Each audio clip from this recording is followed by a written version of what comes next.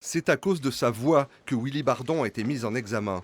Dans un appel de détresse lancé par Élodie Kulik le soir du drame et enregistré par les pompiers, on entendait la voix de la jeune femme et celle d'au moins 2 hommes au fort accent picard. 5 personnes proches de la personne mise en examen ce jour ont reconnu sa voix.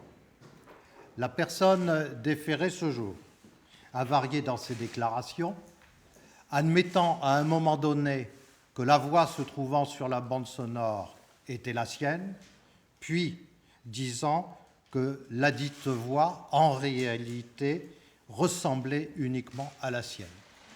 Willy Bardon était un proche de Grégory Viard, le violeur d'Élodie Kulik. Ils fréquentaient le même club de 4-4. Il avait déjà été entendu au mois d'avril, lorsque Viard avait été confondu par son ADN.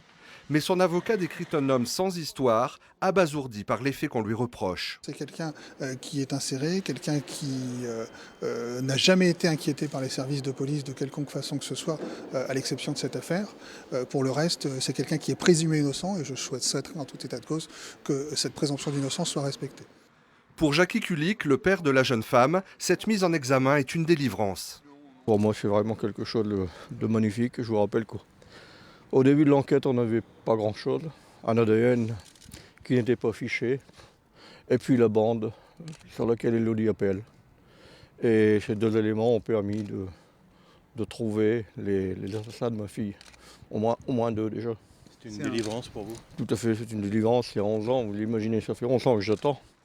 Il s'agit de la première mise en examen dans l'affaire du meurtre d'Élodie Kulik. Willy Bardon est actuellement en détention provisoire à la prison d'Amiens.